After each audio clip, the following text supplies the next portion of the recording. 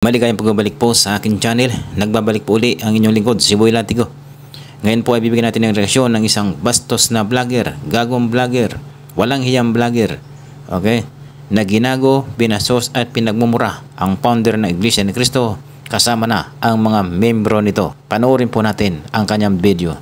Pinahintulot nitong mongoloid na leader nila na si Eduardo Manalo na kung ang pagiging... So ayan po malinaw na tinawag niyang mongoloid si Eduardo Manalo. Believe rin ako sa taong ito, ang lakas ng tama. Ito ata yung nakaligtas sa war on drug ni President Duterte. Ito yung vlogger na bastos, hambog, ngawa na ngawa, pero wala namang magandang nagagawa. Galit siya sa mga vlogger na bayaran. Pero dapat, unahin muna niyang magalit sa sarili niya dahil isa rin siyang bayaran. Pagalitan mo sarili mo, murahin mo sarili mo, saktan mo sarili mo, suntukin mo sarili mo, sapakin mo sarili mo dahil isa ka rin gago. O ngayon, sa ginawa mo sa Iglesia ni Cristo, masyado mo lang pinaliit ang mundo mo. Buti sana kung ang pinaglalaban mo prinsipyo, hindi naman. Ang ipinaglalaban mo, isa ring politiko. Kung titignan mo sa pagiging demonyo, talagang diablo tong hayop na to. Matindi Diablo daw, itong si Eduardo Manalo. Pero sa tingin ko, mas diablo itong vlogger na ito. Ito yung vlogger na wala nang tama, ang lakas pa ng tama. Pati magulang, kapatid, ipinakulong, ginawa ng kwento, ginawa ng kasalanan para lang makulong, para hindi magawa ng pwesto. Pati magulang daw nitong si Eduardo Manalo, kapatid, ipinakulong, ginawa ng kwento upang hindi maagawan ng pwesto. O ngayon, magtago ka na, Epifanio Labrador. Kung nagawa niyang ipakulong ang kanyang magulang, kapatid, ikaw pa kaya? Balita ko, gusto mo raw sumanib sa iglesia. Pero hindi ka pa nga umaanib, tiwalag ka na. Alam nyo ba minsan kaya nagiging masama sa paningin ng iba? Dahil na rin sa mga maling kwento ng mga chismosong vlogger na ito. Kaya ano pa ang inihintay nyo, mga leader at membro ng Iglesia ni Cristo? Hulihin nyo na at ikulong ang vlogger na ito. Ito'y hindi magandang serbisyo, kundi perwisyo. Ibiro mo, sabihin ba naman nila, peace rally lang daw. Yung kanilang ginagawa is peace rally. Hindi pa mumulitika. Walang nga. Rinig na rinig ng buong bansa. Gusto nilang turuan, gusto nilang kontrolin ang kamera para pigilan yung impeachment complaint laban dito sa magnanakaw na anak ni Rodrigo Roa Duterte na si Sara. Sa totoo lang mga kababayan, sa nakikita ko, lumalaki po yung ulo ng Iglesia ni Manalo Akala mo na kung sino ng mga siga, akala mo kung sino ng makapangyarihan talaga itong mga hayop na to Baka nakalimutan ninyo, reliyon kayo. Dapat wala kayong kinalaman, wala kayong koneksyon sa politika. Tatanga-tanga rin tong vlogger na to, Ang sabi niya, okay, alalahanin nyo, reliyon kayo. Dapat wala kayong koneksyon sa politika. Tanungin kitang si Raulong vlogger ka. Meron ka bang reliyon? Ngayon, ano ang pinopromote ng reliyon? Bakit merong reliyon? Makinig ka, Epifanio Labrador. Okay. Ang pinopromote ng reliyon, unang-una, pagmamahal at malasakit sa kapwa. Okay? Moralidad at tamang gawain. Pagpapakumbaba at pagpapatawad. Pagkakaisa at kapayapaan. Pag-asa at layunin sa buhay. Paggalang sa kakalikasan at buhay.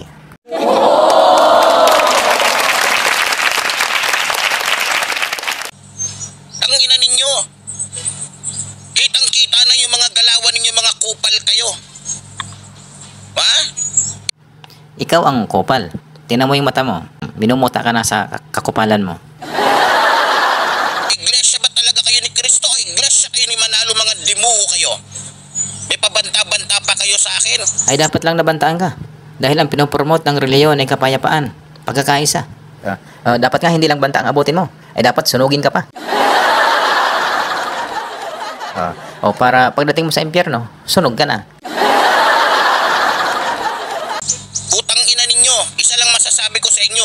Matinding magmura, no? Mas matindi pa ito kay Satanas magmura. Kahit 100 beses pa kayo mag-rally, hindi kayo susundin ng gobyerno. Mga tangina ninyo. Ang sabi niya, kahit 100 pa daw beses mag-rally, ay hindi raw susundin ng gobyerno. Ay tanga-tanga talaga. Mismong ang Pangulo na nga nagsabi na hindi siya pabor sa impeachment. Kinukontra mo ba ang sinasabi ng mahal na Pangulo?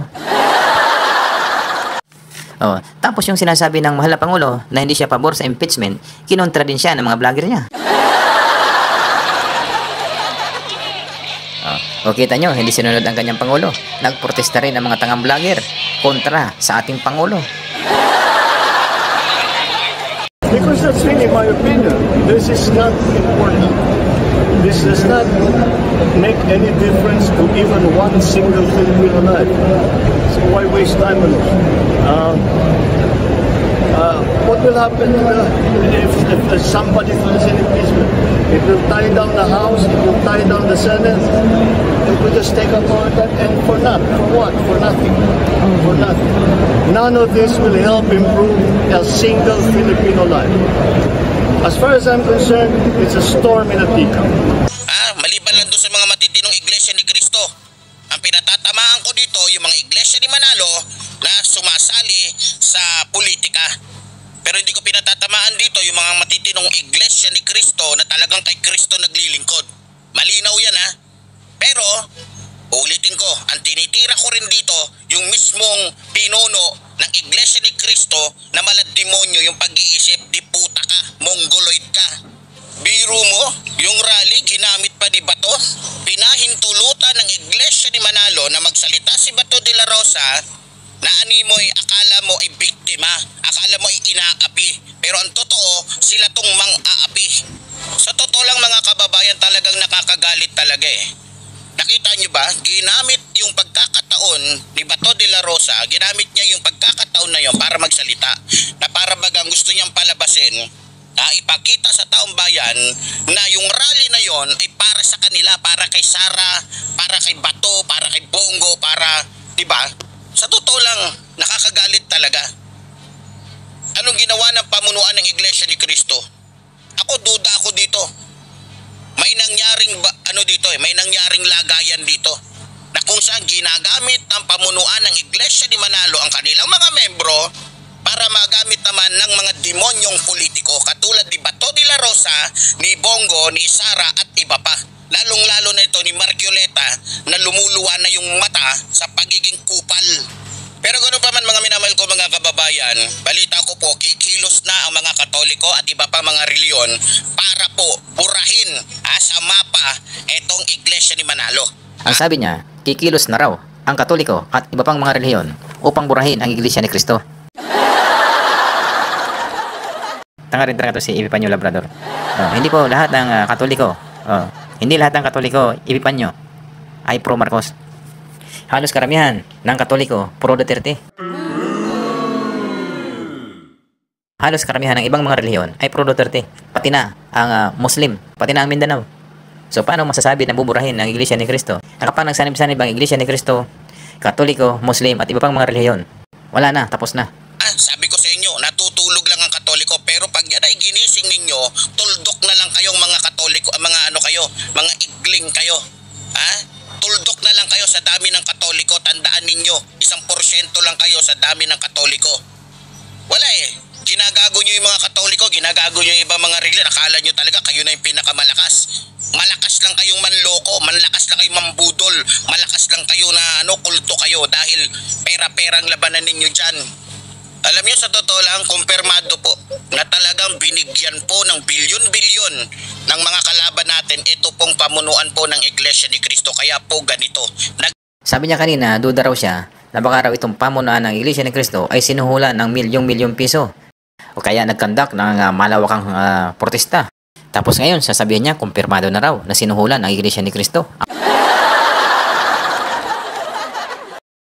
Alam nyo, ito yung vlogger na sinungalin at hindi tapat. Lagi niyong tatandaan na ang taong hindi matapat ay masahol pa sa isang ahas sa gubat. Sagawa agad sila na nimoy peace rally kuno. Pero ang totoo, pamumuliti ka pala. Ha?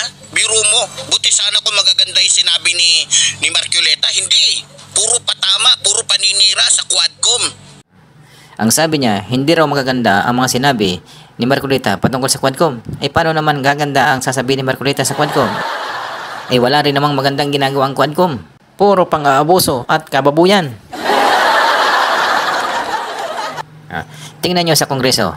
Gagawa raw sila ng batas. Pero ang mga nakaluklok, kalaban ng batas. Yan ba yung peace rally ng iglesia ni Manalo?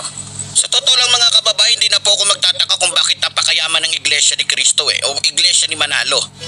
Kasi nga, pera-pera ang labanan dyan.